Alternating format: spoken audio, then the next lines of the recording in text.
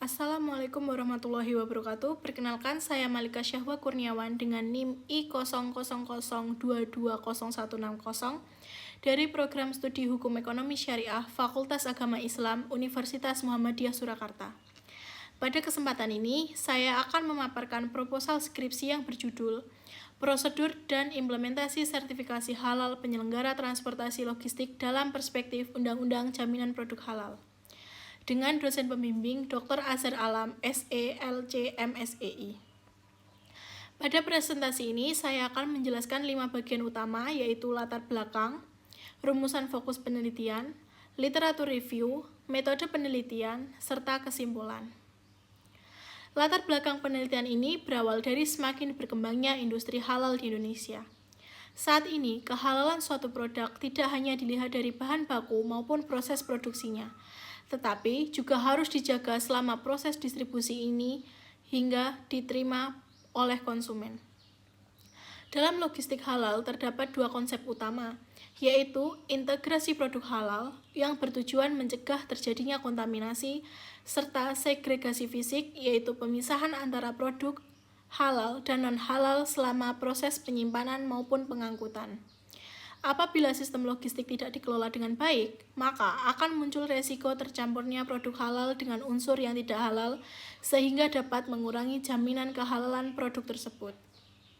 Kemudian, pemerintah telah menerbitkan Undang-Undang Nomor 33 Tahun 2014 tentang Jaminan Produk Halal. Undang-undang ini mengubah sistem sertifikasi halal yang sebelumnya bersifat sukarela menjadi bersifat wajib bagi produk yang beredar di Indonesia. Perubahan ini juga berdampak pada penyelenggara transportasi dan jasa logistik karena mereka ikut bertanggung jawab menjaga kehalalan produk selama proses distribusi. Dalam pelaksanaannya, BPJPH berperan sebagai regulator, LPH melakukan pemeriksaan atau audit, sedangkan penetapan fatwa halal tetap dilakukan oleh MUI. Namun, implementasi sertifikasi halal di bidang logistik masih menghadapi beberapa kendala. Di antaranya adalah masih adanya inkonsistensi prosedur, keterbatasan teknologi serta sistem cold chain, serta kekhawatiran pelaku usaha terhadap kemungkinan terbukanya rahasia dagang ketika proses audit berlangsung. Dari perspektif hukum ekonomi syariah, penyedia jasa logistik pada dasarnya memiliki status syad amanah, yaitu sebagai pihak yang dipercaya menjaga barang. Namun, apabila terjadi kelalaian atau pelanggaran prosedur yang menyebabkan rusaknya integritas halal produk, maka status tersebut dapat berubah menjadi yad amanah, sehingga penyedia jasa berkewajiban memberikan ganti rugi. Berdasarkan latar belakang tersebut, penelitian ini memiliki 3 fokus utama. Yang pertama, yaitu bagaimana prosedur sertifikasi halal penyelenggara transportasi logistik menurut Undang-Undang Jaminan Produk Halal. Kedua, bagaimana konsep hak ganti rugi atau daman serta perlindungan konsumen muslim dikonstruksikan melalui prinsip maslahah.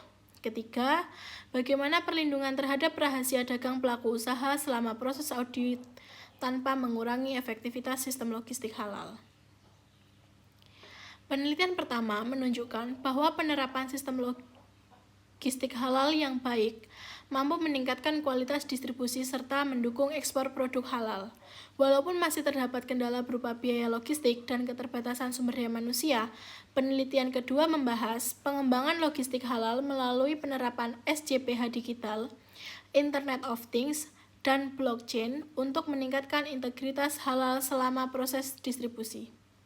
Penelitian ketiga mengkaji implementasi Undang-Undang Jaminan Produk Halal dan menemukan bahwa pengawasan dalam skema self-declare masih perlu diperkuat.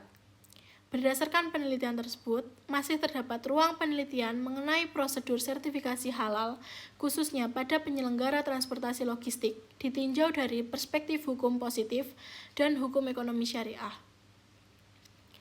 Penelitian ini menggunakan metode penelitian hukum normatif atau yuridis normatif doktriner dengan pendekatan kualitatif. Penelitian berfokus pada analisis norma hukum, asas hukum, serta peraturan perundang-undangan yang mengatur sertifikasi halal penyelenggara transportasi logistik. Pendekatan yang digunakan bertujuan untuk menganalisis prosedur dan implementasi sertifikasi halal berdasarkan Undang-Undang Nomor 33 2014 tentang Jaminan Produk Halal serta ditinjau dari perspektif hukum ekonomi syariah. Subjek penelitian ini bukan berupa responden, melainkan bahan hukum yang terdiri atas bahan hukum primer, sekunder, dan tersier. Teknik pengumpulan data dilakukan melalui studi kepustakaan, yaitu dengan mengumpulkan berbagai peraturan perundang-undangan, jurnal ilmiah, buku, dan dokumen yang relevan. Selanjutnya, data dianalisis melalui tahapan identifikasi bahan hukum, pengumpulan bahan hukum, inventarisasi dan klasifikasi data, analisis bahan hukum, kemudian diakhiri dengan penarikan kesimpulan secara deduktif.